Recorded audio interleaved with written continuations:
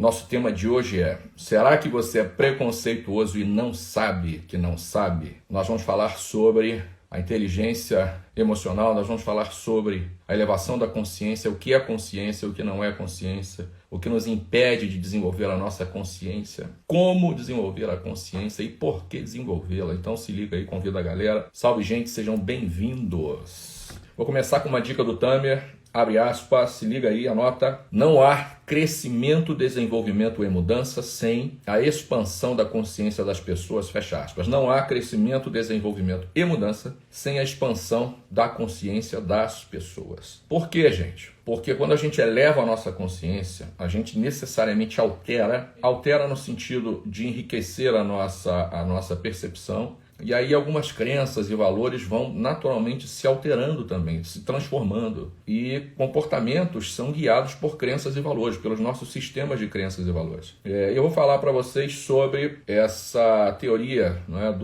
da incompetência inconsciente. Segundo um americano que na década de 70 estudava aprendizagem, que estava debruçado sobre aprendizagem, há 4 níveis, 4 degraus de aprendizagem. E o primeiro deles é a incompetência inconsciente, isto é, coisas que você não sabe que não sabe. É o nível mais básico de aprendizado, é o nível mais elementar. Eu aprofundo este assunto, aliás, diga-se de passagem, na Jornada da Plenitude, especificamente no módulo 3, eu falo bem desse assunto. O nível de consciência da incompetência inconsciente, que é o primeiro nível de consciência, é onde a pessoa ignora, desconhece a existência de alguma coisa, desconhece a existência de algo, e o que é pior, ela desconhece que desconhece. Então, por exemplo, eu vou te dar um exemplo do que é o nível da consciência da incompetência inconsciente. Antes de eu adentrar a minha jornada pessoal de autoconhecimento, eu nem sabia que isso existia. Então eu não tinha a menor ideia de que havia tantas ferramentas, de que existiam tantas ferramentas para produzir mudanças na minha vida, na minha consciência. E o que é melhor, sem que eu dependesse de qualquer outra coisa a não ser aprender essas ferramentas. De novo, eu não sabia que elas existiam, né? E eu não sabia que não sabia, ou seja, não havia a menor referência, não havia o menor indício de que existiam essas coisas todas que transformaram a minha vida, que transformaram a minha consciência, que transformaram a minha forma de funcionar no mundo. Eu estudei teologia, para quem não sabe, não sei se eu já falei isso aqui.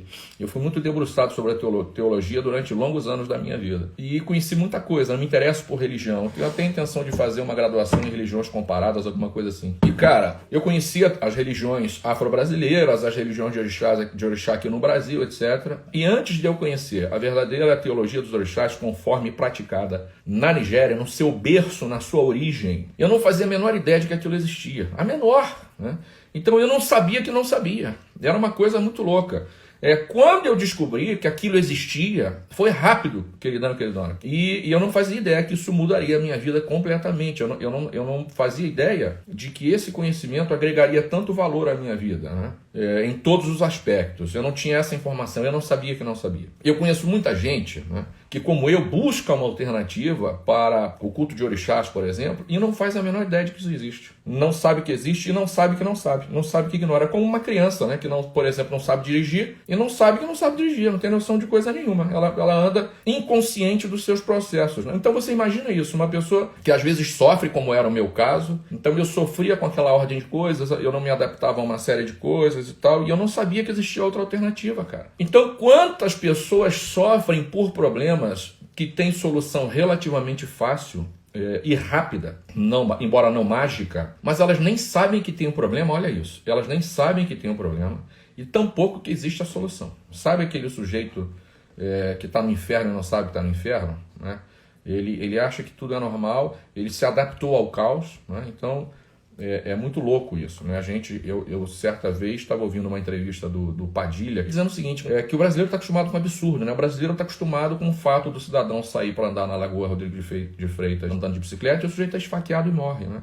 Se isso fosse acontecer no Central Park, por exemplo, não é possível isso acontecer no Central Park. Era o exemplo que ele deu. E eu estou trazendo para você aqui. Às vezes a nossa vida está o caos e a gente não sabe que não sabe. A gente não se dá conta de que tem um caos na nossa vida, tão pouco que há uma solução para isso. Quando a gente fala de consciência, é importante ficar claro o seguinte. Se liga numa coisa. Quando a gente está falando de consciência, a gente não está falando de coisa mística. A gente não está falando de coisa esotérica, de espiritismo, de, sei lá, de você virar santo, né? De ET, de disco voador. Eu não estou falando que você vai virar o Chico Xavier, né? Não é coisa de física quântica. Não é, o que eu quero dizer não é uma coisa difícil, inacessível, né? Não é isso. A consciência, no sentido do que a gente está trazendo aqui, é algo muito simples de você manejar. Não é algo do outro mundo, não é algo inacessível, não é algo difícil, não é algo não mensurável. É absolutamente possível, mensurável e viável trabalhar a nossa consciência a partir de nós mesmos, né? A imensa massa humana está no nível mais básico da consciência, que é o nível da incompetência. Você se liga nisso, cara. Olha o nome da parada. Incompetência inconsciente. Você imagina um sujeito ser incompetente para algo, então o sujeito é incompetente para digerir a própria vida, por exemplo. O sujeito quer uma sociedade melhor, mas ele é incompetente de contribuir para isso. O sujeito quer paz, mas ele é incompetente de contribuir para isso, porque ele simplesmente não se dá conta de coisa nenhuma, nem dele próprio. Só que ele não sabe que não sabe. Ele é incompetente e não sabe que é incompetente. Você quer coisa pior do que essa? E é por isso que nós precisamos partir do ponto inicial, né? Quando a gente fala de mudança de consciência ou de qualquer mudança, o ponto inicial é a compreensão da sua condição atual, do seu estado atual, do né? Como é que você, o que está acontecendo com você agora. Esse é o ponto básico. Por que, Tamer? Por que isso é importante?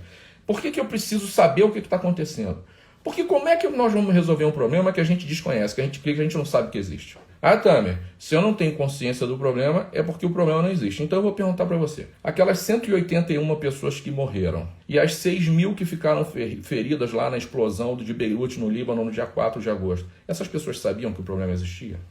Você acha que elas estariam por ali na redondeza se elas não tinham corrido do pé bater na bunda se elas soubessem que aquela merda toda ia explodir? Você conhece alguém que tinha uma doença grave e morreu sem saber que estava doente? A pessoa que tem um ataque do coração, será que ela sabe com antecedência que ela vai ter um ataque do coração? O cara que tem um AVC, né? Será que ele sabe que vai ter um AVC? Então, cara, o fato de você desconhecer o problema não significa que ele não existe. Pode ser que você tenha problemas sérios na sua vida, né? Do ponto de vista emocional, do ponto de vista comportamental, e você não sabe que os tem.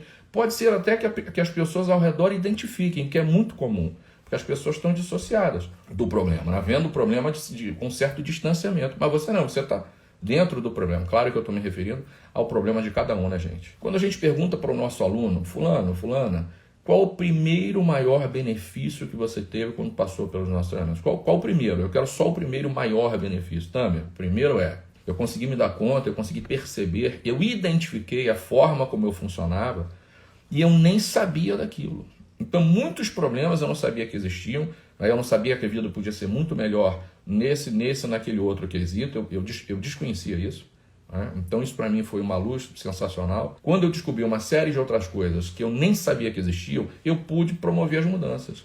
Eu pude organizar a minha vida. Né? Porque quando você não tem ciência da bagunça, quando a sujeira está debaixo do tapete, você está morrendo de alergia, está espirrando e não sabe por quê. Então, dica do Tamer, anota aí. O princípio da cura é o reconhecimento da doença. Dica do Tamer, o princípio da cura é o reconhecimento da doença. Eu acabei de dizer que a imensa maioria das pessoas vive nesse nível de consciência da incompetência inconsciente. Mas há um elemento, uma das coisas que nós mais ignoramos, uma das coisas que é motivo de muito sofrimento para nós e para as outras pessoas, e que a gente ignora, é a nossa incongruência, é a nossa incoerência. Eu tenho isso, você tem isso, todas as pessoas têm isso. O que é incongruência? O que é incoerência? É você dizer uma coisa e fazer outra. É quando eu me comporto, não é? Quando eu digo e quando eu faço coisas que são desalinhadas, que estão em desacordo com o que eu de fato acredito. Isso é uma incoerência. Isso é uma incongruência. Todos nós somos incoerentes em algum nível. E a melhor maneira da gente manter a nossa plenitude é identificar as nossas incoerências. Porque, se liga, quando eu estou absolutamente alinhado, ou melhor, quando há um alinhamento absoluto entre o que eu acredito e o que eu faço, significa que eu estou absolutamente pleno. Ponto. Significa que eu estou, 100% no meu caminho. Sabe quando aquilo que eu sou, aquilo que eu acredito, tem a ver com aquilo que eu faço, com aquilo que eu digo. Então este é um ponto, este é um elemento de muito sofrimento para as pessoas. E por que elas não encontram coerência? Por que elas não encontram congruência? Por causa da falta de consciência delas. Então a falta de consciência, a inconsciência ou a consciência limitada é uma espécie de véu que impede a pessoa de enxergar além. Então eu vou contar uma historinha para vocês, mas eu só vou me ater a fatos. Eu não vou emitir nenhum julgamento. Então vamos à história. Eu estou trazendo de novo fatos. No dia 23 de julho, agora, de 2020, a polícia recebeu uma denúncia de que uma adolescente de 12 anos estava sofrendo maus tratos e abuso sexual. Imediatamente, a polícia militar foi acionada e foi ao local. Quando a polícia chegou lá, tratava-se de uma casa de candomblé, cujo nome eu faço questão de citar. Centro Cultural Eleaxé Abá Iraquetu Odeibo. Esse é o nome da casa de orixá. Bom, nesta casa havia uma adolescente de 12 anos que estava estava no seu sétimo dia do seu processo iniciático, com o aval dos pais, pai e mãe, que não são da religião de candomblé, atenção. Como eu também não sou, não tem nada do candomblé, só para você saber. Então, quando a polícia chegou, segundo o BO, eu estou falando de segundo boletim de ocorrência, a criança estava deitada, recolhida num quartinho, deitada, e ela foi surpreendida pelos policiais armados. Os policiais entraram, invadiram a casa, né, quando deram de cara com essa senhora de 58 anos. Cadê fulaninha? Cadê a fulana? E foram adentrando a casa de orixá. E aí a menina foi surpreendida pelos policiais enquanto estava deitada, descansando, provavelmente dormindo, porque eu sei como é que funciona o negócio. E ela toda de branco e com a cabeça raspada. Segundo o BO, segundo os policiais, ela aparentava tranquilidade, ela estava absolutamente tranquila. Ela não tinha hematomas, ela não tinha sinais aparentes de lesão, tampouco de abuso sexual. Mas ela tinha a cabeça raspada, ela estava com a cabeça raspada. O que os policiais fizeram? Levaram a criança para a delegacia. Com 12 anos, seria para levar um adolescente para a delegacia. Passou por um exame de corpo de delito e para constatar que ela estava com a cabeça raspada. E o delegado entendeu que a cabeça raspada dela, os peritos também, era uma forma de maus tratos. Desgraçadamente, o juiz também entendeu a mesma coisa. A menina, indagada pelos policiais, pelo delegado, etc., afirmou que estava ali por conta própria, por vontade própria, com aval dos pais, que estava sendo muito bem tratada, que estava passando por um tratamento espiritual, palavras dela, e que não tinha sido maltratada e tampouco abusada sexualmente. Dias depois, os pais perderam a guarda da menina, que foi dada à avó materna. A denúncia foi feita pela avó materna, que era de outra religião. Após alguns dias, a guarda foi devolvida à mãe, a guarda da adolescente. Palavras da delegada nova que assumiu o caso. Tiraram o delegado que, enfim, instaurou o inquérito, considerou que a menina estava sofrendo morte, botaram uma delegada. Palavras da delegada, abre aspas, doutora Lúcia Pistori Fracino. Abre aspas, faremos algumas diligências, mas aparentemente não há nada de errado. E a menina estava ciente de todo o processo. Ponto. Então deixa eu contar uma historinha para vocês. O que acontece? Eu vou falar isso aqui porque eu já escutei barbaridades de pessoas, de alunos meus, sobre esse respeito. Então eu faço questão de trazer aqui. Por que se raspa a cabeça de um iniciando no candomblé? De qualquer iniciando. A cabeça raspada é um simbolismo de que o iniciando, está renascendo para a vida.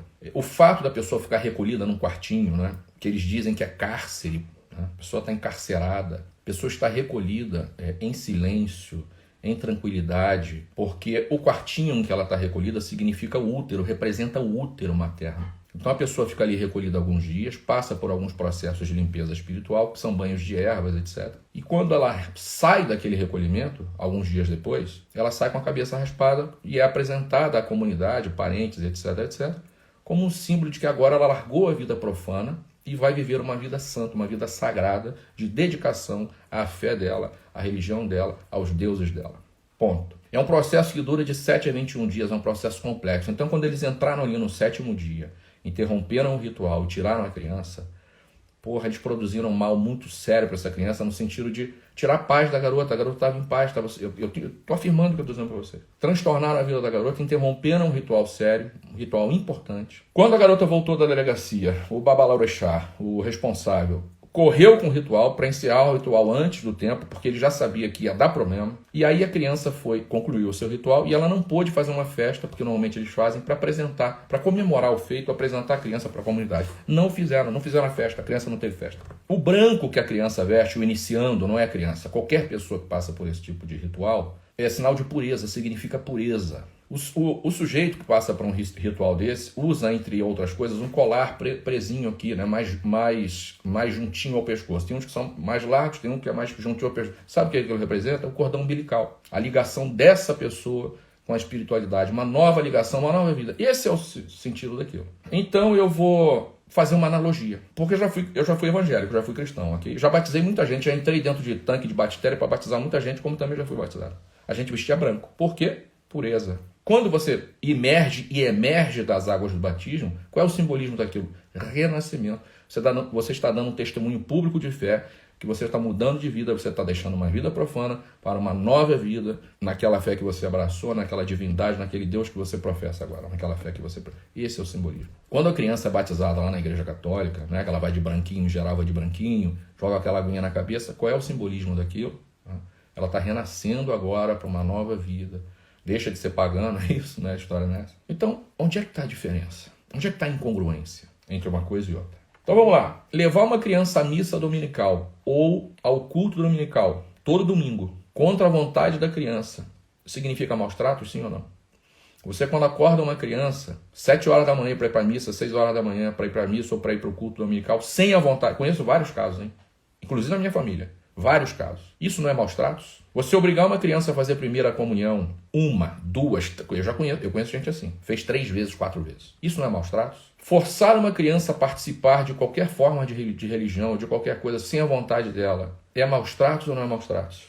Para uma religião que não faz sentido para ela, faz sentido para os pais. Isso denota maus tratos ou não? Agora, uma adolescente, às portas de fazer 13 anos de idade, toma a sua decisão, porque até eu fui informado pela Raquel de que a lei mudou agora, e eu fui buscar e de fato a lei mudou há 1 ano mais ou menos. Mas até 1 ano atrás, 1 ano e meio atrás, a criança de 12 anos podia viajar sozinha do Rio de Janeiro para o Piauí, que não tinha problema nenhum, você sabia? Ela podia viajar sozinha. A lei mudou, agora tem que ter 16 anos para fazê-lo. Mas uma criança de 13 anos, uma adolescente de 13 anos, no pleno exercício das suas faculdades mentais, no pleno exercício dos seus direitos de professar sua fé, dos seus direitos de fazer escolhas, com autorização dos pais, com aval dos pais, não pode se iniciar no candomblé. Então você pode obrigar seu filho a ir à missa, você pode obrigar seu filho a ir para a escola dominical, tirar ele de 6 horas da manhã da cama, forçar seu filho a fazer uma primeira comunhão, mas um ser humano, de novo, pela sua própria vontade, com o aval dos pais, não pode se iniciar numa outra religião que não seja essa. Por que será? Eu arrisco dizer uma coisa para você. Racismo religioso ou ignorância, que é desconhecimento, ou as duas coisas juntas, tudo ao mesmo tempo agora misturado. E aí eu vou te fazer uma pergunta. Por que é que será que a gente não consegue enxergar no outro o que há de bom em nós, né? Por que que a gente só enxerga no outro o que há de mal em nós? O mal que há em nós. Por que que a gente só enxerga no outro, de novo, o mal que há em nós e não o bem que há em nós? Jung diz isso, o que no outro me afeta é meu. Então, se eu percebo no outro é porque está em mim. Então, por que que eu não consigo? Por que que em vez de... Eu vou fazer uma pergunta, gente, são perguntas que eu me faço. Eu só faço pergunta, não tenho resposta, eu só estou fazendo pergunta. Por que que em vez de amaldiçoar a outra pessoa, por que que em vez de amaldiçoar a fé do outro, a gente não abençoa o outro, a gente não abençoa a fé do outro? Quando nós entendermos, todas as pessoas, que nós somos essencialmente iguais, que nós buscamos as mesmas coisas, que nós queremos as mesmas coisas do ponto de vista emocional, o mundo vai mudar, cara. Queridão, queridona, procure qualquer psicólogo, procure qualquer psiquiatra, procure qualquer psicanalista, procure se informar. Do ponto de vista emocional, nós buscamos as mesmas coisas. A nossa diferença está apenas no nível do modelo mental, das crenças e valores, e do nível físico, né? Então eu sou homem, você é mulher, biologicamente falando, o meu corpo é de homem, seu corpo é de mulher, eu sou careca, você tem cabelo, as diferenças são essas. Do ponto de vista emocional, essencialmente nós somos rigorosamente iguais e buscamos as mesmas coisas. Qual é o problema de nós buscarmos as mesmas coisas por caminhos diferentes? Eu vou dizer por quê. Enquanto eu não me enxergo em mim, eu não consigo me enxergar no outro. Enquanto eu enxergar o meu lado sombra, o que há de mal em mim, eu só vou conseguir ver o que há de mal nos outros. O que eu acho que é mal, né? Então, quando a gente vai para uma delegacia fazer um negócio desse, sob este argumento, mas era a avó materna, pior ainda. A avó devia conhecer a mãe, a filha dela, que é a mãe da menina. Só para você saber, quando há um processo iniciático numa casa de candomblé, ficam ali 3, 4, 5 pessoas no máximo, não tem barulho, não tem alvoroço, não tem bagunça. 4, 5 pessoas cuidando da pessoa que está se iniciando ali, lavando a roupinha dela, fazendo a comidinha dela, cuidando, a pessoa fica deitadinha, dormindo ali quietinha, aprendendo umas coisas, dançando pro orixá dela. É isso que a pessoa faz, cara. Comendo num pratinho branco, bebendo numa canequinha branca, sabe? E aí como é que você vai pra delegacia dizer que a pessoa está recebendo maltrato, está sendo abusada sexualmente. Eu só tenho uma explicação técnica para dizer isso. E eu enxergo nos outros aquilo que é em mim, aquilo que eu enxergo em mim. Então, enquanto eu não me enxergar em mim, eu não vou conseguir me enxergar nos outros. Quero dizer, a pessoa que eu sou, a minha essência, a minha pessoa de base. Quando eu projeto no outro a sombra é minha, não é do outro. Se liga no que eu estou dizendo para você. Então você percebe a incongruência? Na missa tudo bem, no culto tudo bem, na casa de orixá, no candomblé não pode, na umbanda não pode. Ele está buscando a mesma coisa que eu, mas para mim ele está buscando outra coisa, para mim ele está buscando o capeta, eu não sei o que é. O que é isso? É a minha sombra projetada sobre o outro. Quando a gente projeta, está em nós, não está no outro. Eu sou filho de orixá, eu não sou de candomblé, eu também sou de orixá. Se você me abençoar em nome de Jesus, eu vou dizer amém. Não tenha dúvida.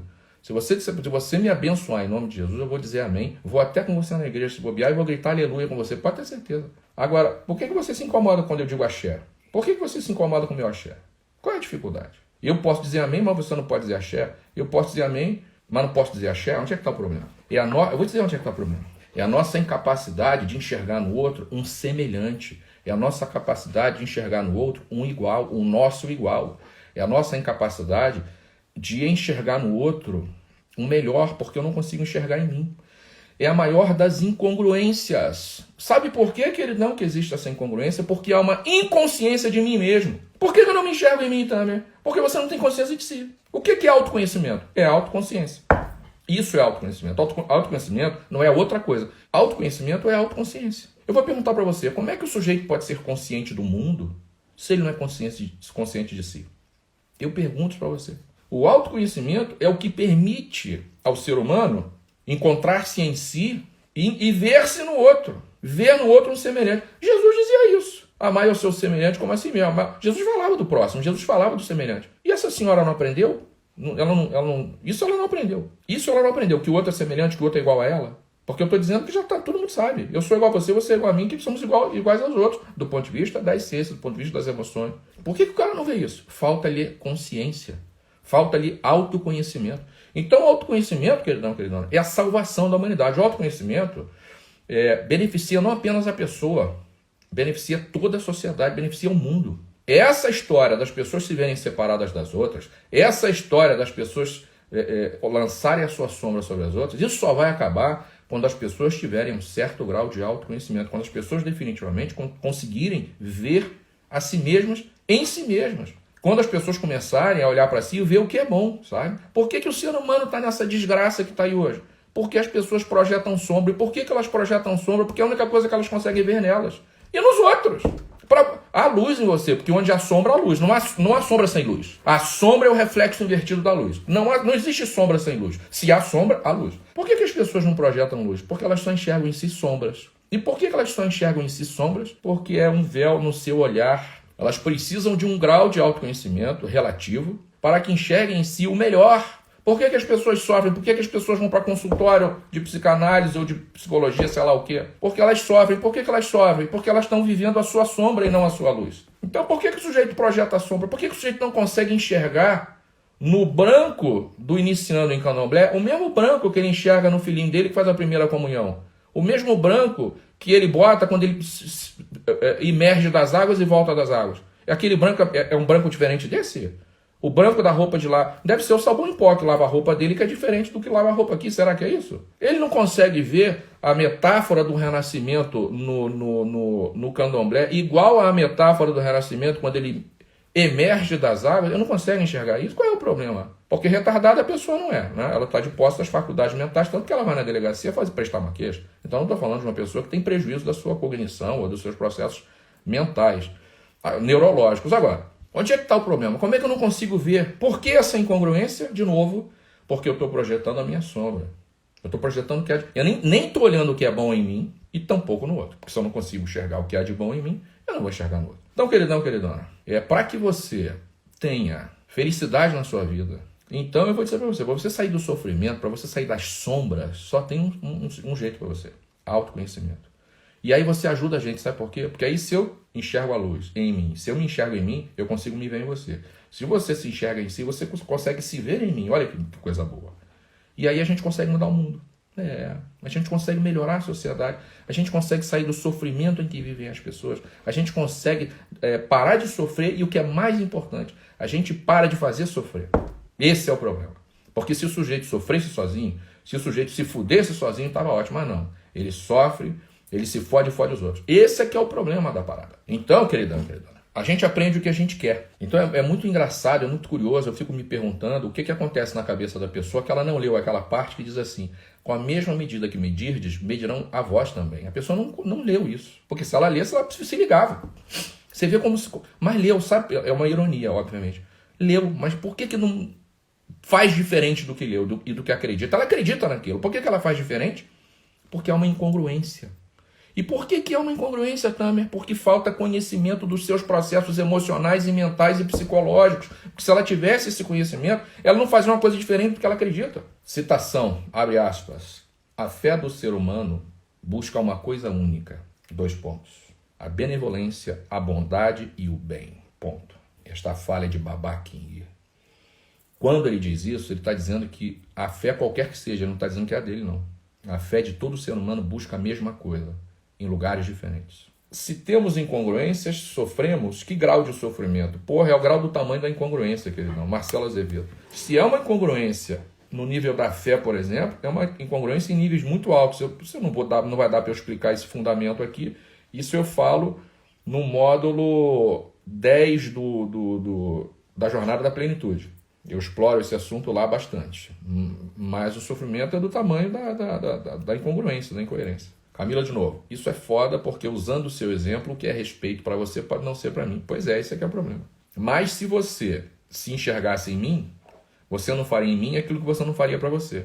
Há conceitos que se aplicam em determinados contextos não se aplicam em outros. Né? Então, mesmo que nós tenhamos conceitos de respeito diferentes, por mais distantes que os conceitos nossos sejam, porra, se você se enxerga em mim, você vai se ferir em mim? Não vai. E aí você acha que está sendo coerente pelo significado que você dá. Claro. E eu acho que você está sendo fake baseado no meu. Claro. Não tenha dúvida. Mas é o que eu estou dizendo. Essa discussão que eu, teoricamente, né, eu e você faríamos, por exemplo, de eu estou certo, eu estou errado, o meu respeito é diferente do seu, isso acaba quando eu não quero me ferir em você, nem você quer se ferir em mim. Você, pô, acabou o problema, não tem discussão, não tem nem conversa.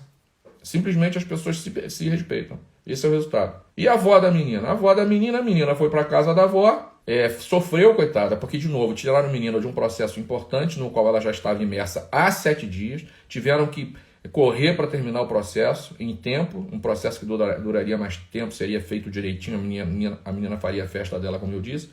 Ela foi para casa da avó, foi tirada da casa dela, dos pais, dos amiguinhos dela, enfim, da vida dela, para ir para casa da avó. E chorando todo dia para voltar para casa. Né? Mas o juiz que entendeu que a cabeça raspada era maus tratos, e o juiz e o delegado, né? Eu não sou juiz, nem delegado, nem advogado, então não posso dizer se no Código Penal está escrito que cabeça raspada significa maus tratos. Senão eu estava fudido, porque eu raspo a minha quase todo dia. A cada 2 dias eu raspo a minha. A sorte que sou eu que raspo, né? E quando eu tive o AVC, quem raspava era a Raquel. Denuncia ela aí. Denuncia ela porque, porra, tá me maltratando. Claro que não está na lei, cara, porque eles entraram com o processo, obviamente, e ganharam a causa, e o Ministério Público aceitou a causa, viu que não havia nada de errado com a garota voltou para casa. A avó da menina, sei lá, deve estar lá. Intolerância religiosa é foda. Pois é, queridona, intolerância de qualquer tipo. Mi Macedo, pelo amor que tem na fé, eu respeito o seu amém, você respeita o meu axé, axé. Thaís Pereira Tamer, que estala na minha mente, é verdade, axé. Cristine Bolite, queridona, as pessoas levam 1 minuto para definir o outro e uma vida inteira sem conhecer a si próprios. Isso aí. Mário Bolite, preconceito é a raiva. Preconceito não é emoção, né? Preconceito é uma elaboração, preconceito é uma ideia formada, preconceito é uma crença, é uma ideia preconcebida. E aí ela gera uma emoção que pode ser a raiva, não tenha dúvida. Então a emoção é disparada a partir do pensamento, né? Não é outra coisa. Então você... né, viu aquilo, deu um significado para aquilo.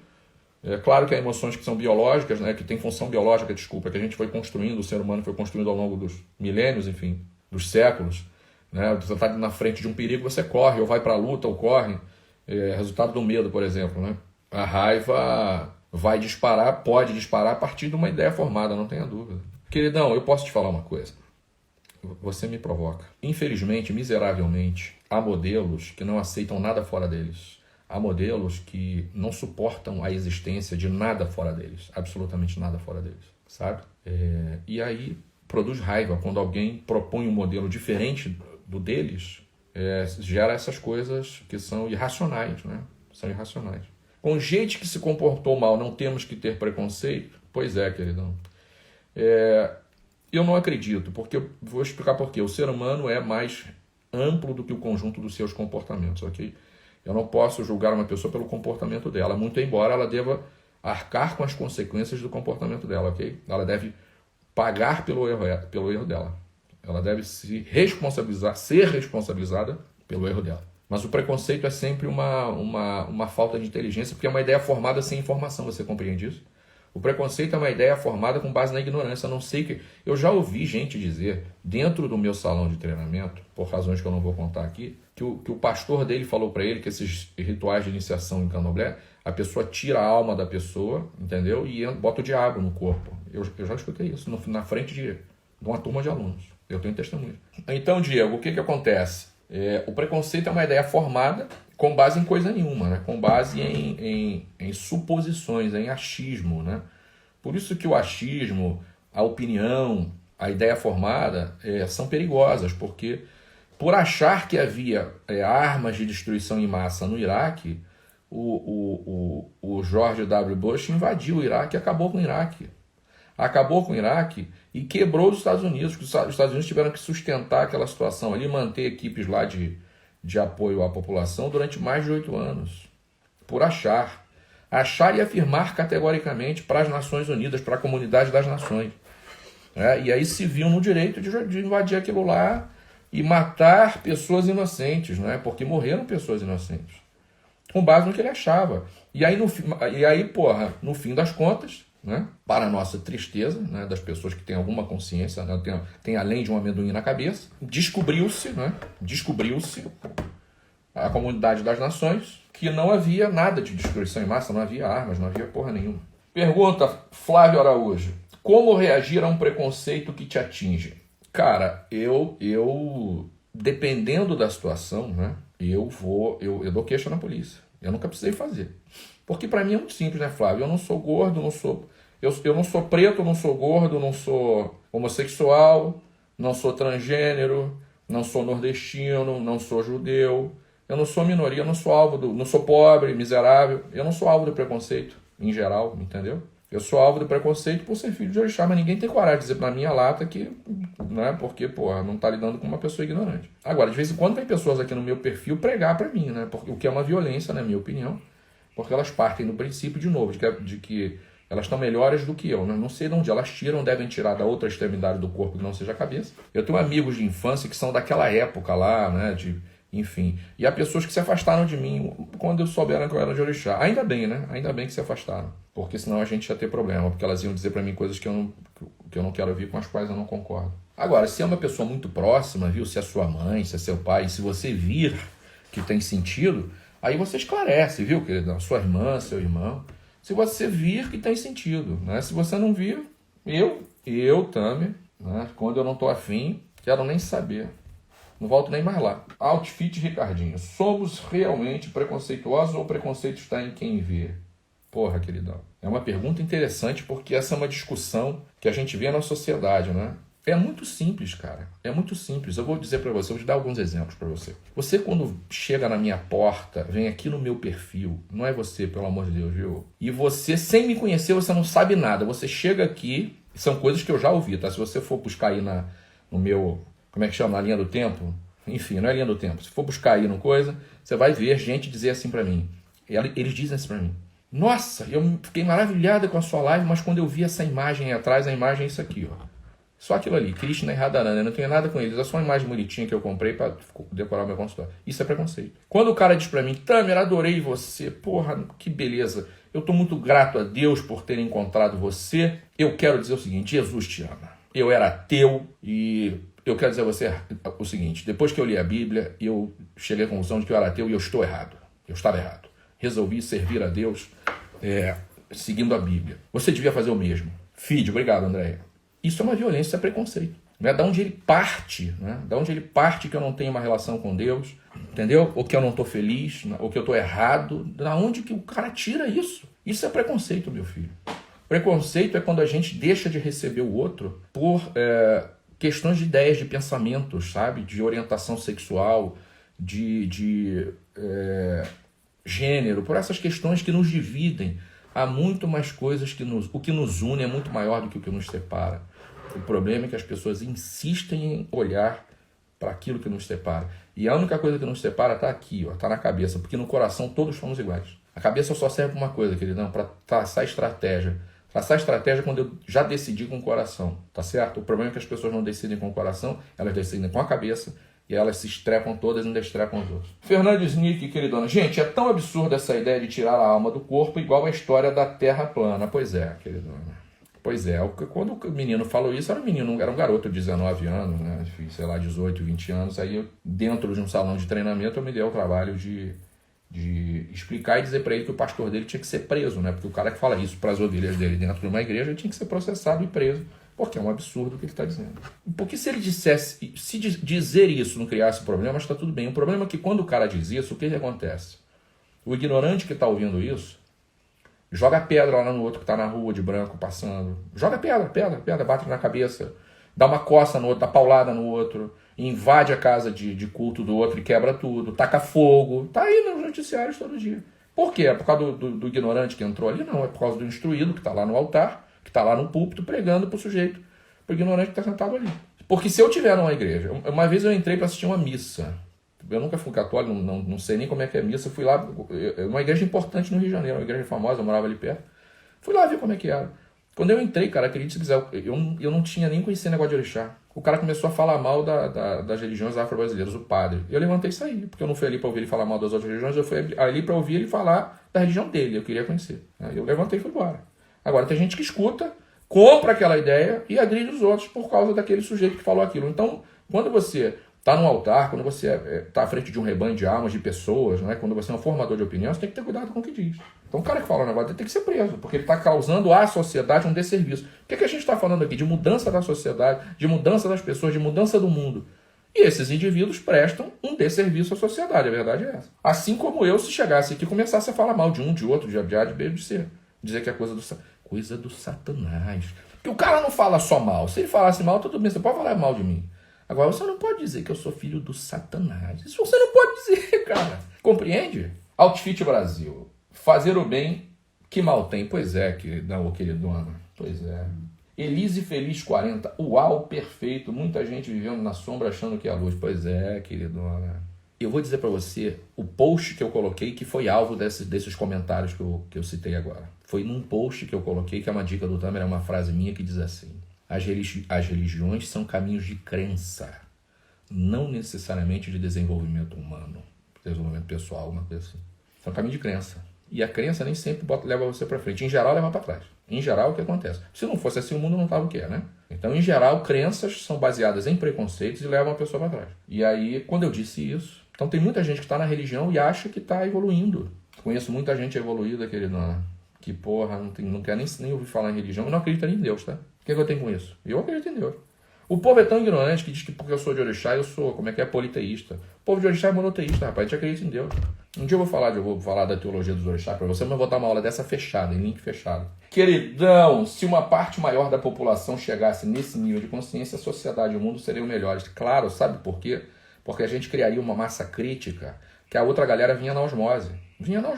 O que está faltando ao mundo é criar pessoas, né, criar uma massa crítica suficiente para transformar a ordem de coisas estabelecida. É isso que falta. Né? Jesus dizia isso: se eles se calarem, até as pedras clamarão.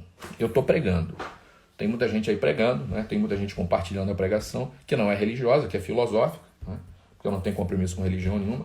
Aliás, eu sou filho de Israel, não sou religioso, né? Eu escolhi isso como filosofia de vida e não como religião. E quando alguém da família tem atitudes preconceituosas? Cíntia, a mesma coisa, queridona, eu vou responder para você. Eu, se me interessar muito, se for a minha mãe, se for o meu pai, a minha irmã, se for uma pessoa muito próxima, uma pessoa que eu ame, né? Mesmo mais distante, eu tenho primos e primas muito queridos. Para essas pessoas eu daria o trabalho de esclarecer, ou de buscar esclarecer.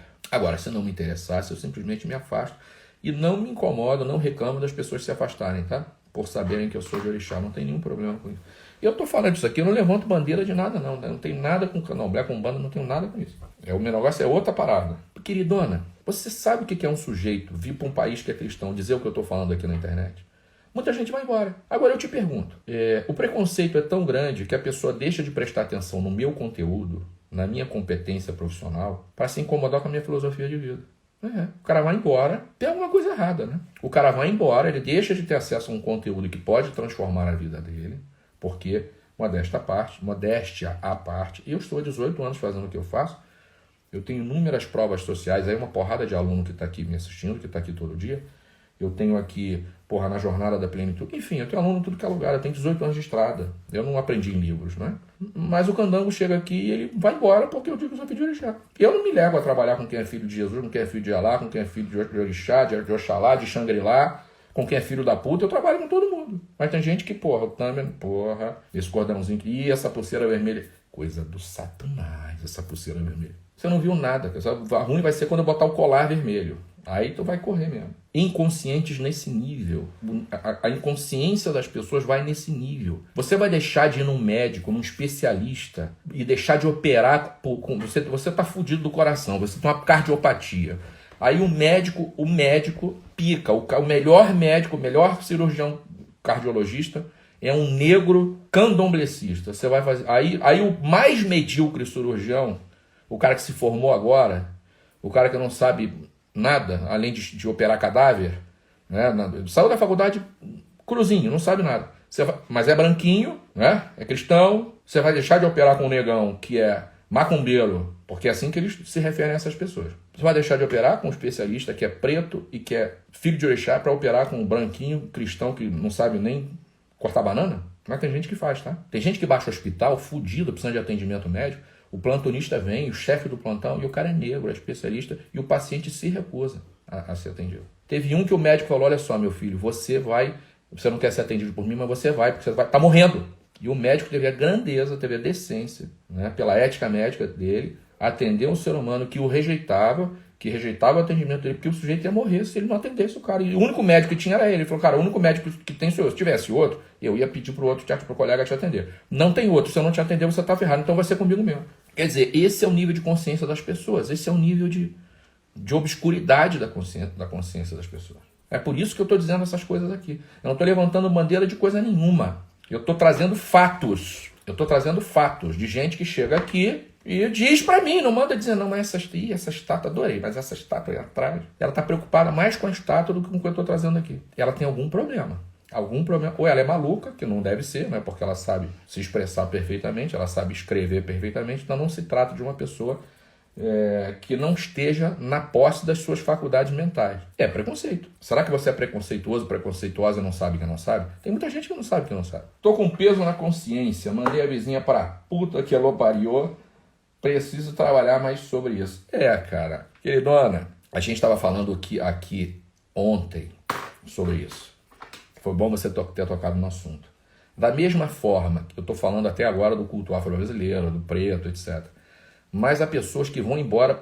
Tem um vídeo meu na internet, que é o vídeo do Foda-se, que fez muito sucesso, que não é brincadeira, enfim, uma dissertação que eu estou fazendo para pessoas. Então, se as pessoas assistirem ao vídeo que dura 3 minutos e meio inteiro, elas vão entender a minha fala que está contextualizada.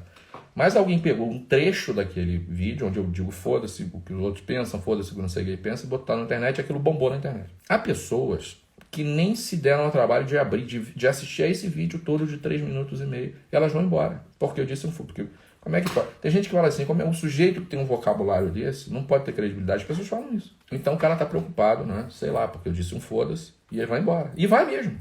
E foda-se. E quando a gente foi por anos instruído a ser preconceituoso, como tirar essas raízes que ficaram, queridona? Autoconhecimento. Primeiro a gente tem que se dar conta do nosso preconceito, ok? Porque tem gente que não sabe que não sabe. De novo, é o tema da live. Há pessoas que não sabem que são preconceituosas. Então elas precisam primeiro saber. E depois elas têm que desconstruir o preconceito delas. E como é que faz isso? Com informação, com a elevação da consciência, jogando luz sobre a ignorância no sentido de desconhecimento. É assim que faz, não tem outro jeito. Queridona, procura um homem chamado Anísio Teixeira, que foi professor no Brasil, que defendia um modelo de educação diferente. Ele não defendia um modelo de educação... Eu não sou pedagogo, ok? Não tenho autoridade para falar nisso, mas eu não sou idiota. Então esse homem defendia um modelo de educação diferente no Brasil. Ele defendia um modelo de educação voltado à expansão da consciência das pessoas. Sabe o que fizeram com Anísio Teixeira? Ele foi encontrado morto no fosso de um elevador em circunstâncias inexplicáveis até hoje. Não se sabe como é que ele foi parar morto dentro de um fosso de elevador até hoje. Então a solução para o ser humano, a solução para a humanidade é a elevação... Não tem outro jeito.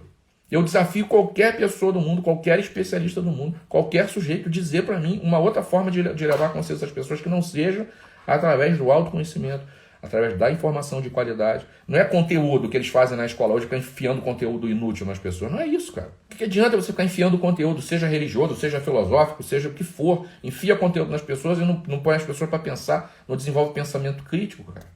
Não eleva a consciência das pessoas, não tem jeito. O preconceito pode ser enquadrado como crença limitante? Se sim, como mudar? Sim. O preconceito é uma ideia formada sobre alguma coisa, ok? Então eu acredito que todo sujeito que é de culto afro-brasileiro é filho do Satanás, por exemplo. Ou eu acredito que todo preto é ladrão, que é outro preconceito. Ou eu acredito que todo preto é vagabundo. Porque eles dizem isso dos escravos que vieram para o Brasil, que os escravos eram vagabundos. Leiam um livro, onde é que eu li isso? Leia a trilogia do qual é o nome dele? Laurentino Gomes, 1808. É uma trilogia, 1808, 1822 e 1889. Sensacional, já antiga. Leia o primeiro livro, 1808. Você vai ler lá o seguinte, a seguinte informação. De que quando os portugueses chegaram aqui, o nativo brasileiro, o sujeito da terra, ele comia torrão de barro, de preferência barro de cupinzeira, porque era mais saboroso, para não ter que trabalhar. Quem trabalhou e construiu o Brasil foram os escravos pretos, não foi outra gente. E eles dizem que os pretos são vagabundos. Isso é uma crença. Alguém botou na cabeça desses caras que preto é vagabundo, que preto não trabalha, ou que preto é ladrão. A gente vê isso todo dia aí, cara, no noticiário. Essa ideia de que Exu é o diabo, Exu que é um orixá, né? Enfim. Isso é um absurdo. Isso é europeu que chegou lá na África, olhou para aquilo e falou, porra, associou isso ao diabo cristão. Na África, na teologia dos orixás, o diabo é uma figura que não existe, como o céu não existe. Essa figura do diabo, do inferno e do céu, é da teologia cristã. Na teologia dos orixás, não existe isso. Então não dá para comparar uma coisa com a outra, entendeu? Aí alguém foi lá, falou isso e a galera acreditou. E aí, cara, como é que faz para resolver? Porra, de novo, autoconhecimento, questionamento, sabe? Questione as coisas. Da onde está vindo essa informação? Da onde está vindo a informação de que preto é ladrão? Da onde está vindo a informação de que preto é vagabundo? Vai estudar, caralho. Vai na história. Vai na história ver se preto é vagabundo. Se os escravos eram vagabundos. Você vai aqui nos prédios. Eu dei aula na Universidade Cândido Mendes da Assembleia 10 aqui, num prédio histórico, mais especificamente. Vai ver a largura da parede. Nós fomos a igrejas em Tiradentes recentemente, sei lá. E tem uma igreja lá, igreja, não me lembro o nome da igreja. É construída por escravos, para escravos, atenção, hein? Construída por escravos, para escravos. À noite, eles trabalhavam ao longo do dia e de noite iam construir a igreja. Porque eles não podiam frequentar a igreja dos brancos. Até aí, né? Só que vai lá ver o tamanho das pedras. Não sei como é que os caras carregavam aquilo, cara. Não precisa você ir em Tiradentes para ver, né? Você vai aqui nas igrejas mais antigas e vai ver igrejas construídas à base de pedra de mão, pelos escravos, morou? Uma barbaridade, mas eram vagabundos. André Medeiros, tem uma frase ótima, Exu não é demônio. Já você... Ai, meu Deus. André Medeiros de novo. O vídeo do Foda-se mudou nossa visão, queridão. Axé, queridão. Igreja do Rosário dos Pretos, essa aí. Igreja de Nossa Senhora do Rosário dos Pretos, lá em Tiradentes. Obrigado, queridão. É essa aí. Emocionante. Você entra naquela igreja, se você tiver alguma sensibilidade, você se emociona, porque é uma coisa linda. E aí você volta, sabe, embora teoricamente a gente não teve lá, né? Mas você volta no tempo e você diz, cara, né? Quem são essas pessoas que trabalharam aqui? Quem foram essas pessoas? O sofrimento dessas pessoas, a vida que elas tiveram. Para vir agora um indivíduo que não sabe de nada, não estudou, porque o cara que fala disso não tem nenhuma informação. E o cara acha que todo preto é ladrão, que todo preto é vagabundo. Não sei de onde as pessoas tiram. Araújo, sou macumbeiro assumido, sou seu fã, parabéns. Araújo, eu tô vendo aqui muito baixinho, muito pequenininho, não tô enxergando. Parece que você é branco. Mas se é, eu devo dizer a você que eu sou branco, mas meu coração é preto, meu coração é africano, o seu também. E só o macumbeiro pode chamar outro de macumbeiro, ok? Então tá tudo certo. Valeu, queridão. Andrew. Queridão, o foda-se pode ser um xingamento, mas o foda-se do tango é libertador, achei. Vanessa Ramos. A religião acaba com as pessoas. Estou no processo do autoconhecimento e te conheci inteligente nas palavras. Valeu, Vanessa. Obrigado. É isso. Mas há quem, por anos, milênios, queria o poder e o povo tinha que seguir o dogma aí falado. Claro, isso é assunto para horas. Porque a única maneira de você controlar as pessoas, manipular as pessoas, é pela consciência, queridão. É a melhor maneira de fazê-lo. Né? Como é que a gente manipula as pessoas? Através da consciência, incutindo na cabeça das pessoas crenças e valores que elas não discutem. Não discutem, são manipuladas. Para fechar, tem um comentário aqui. Minha mãe pira quando tem trovão e eu mando um epa rei. Quase mato a ver. Epa rei é uma saudação a Yansan, que é o orixá dos ventos e tempestades. Eu não sei se a mãe dela é de outra fé ou se a mãe dela toma um susto com um grito mesmo. Né? Gente, muito obrigado. Você é bem-vindo aqui. Não importa qual a sua religião, não importa o seu credo, não importa a sua origem, a sua cor, a sua condição social, econômica, cultural, sexual ou de gênero, não importa. Nós estamos preocupados, ou melhor, ocupados da pessoa que você é, porque nós entendemos que você é igual a nós no sentido essencial da palavra. Então, para nós, você é sempre bem-vindo aqui, desde que você acredite nas coisas que a gente acredita, isto é, na valorização do ser humano, no respeito a todas as pessoas, no direito incontestável, irrefutável, inalienável que todas as pessoas têm de funcionar como funcionam, de acreditar no que acreditam e de ser quem são. Aliás, a nossa busca é esta, que as pessoas entendam, descubram quem verdadeiramente são dentro de si. Essa é a nossa busca. Se você está com a gente, se você acredita nisso, no mundo melhor através das pessoas, tamo junto. Muito obrigado a você que me segue, a você que me acompanha, a você que compartilha os meus conteúdos. Muito axé na sua vida. Axé é poder de realização. Além de amém, né? Significa amém, significa poder de realização. Então, que todas as coisas boas se realizem na sua vida, que todos os desejos do seu coração se realizem na sua vida, que todos os seus projetos se realizem, que você tenha saúde, energia, força, motivação e bom senso para fazer acontecer na sua vida. Esse é o meu desejo para você. Muito axé. Salve Jesus, salve a luz, salve a força e salve a fé. Muito obrigado, gente. Valeu.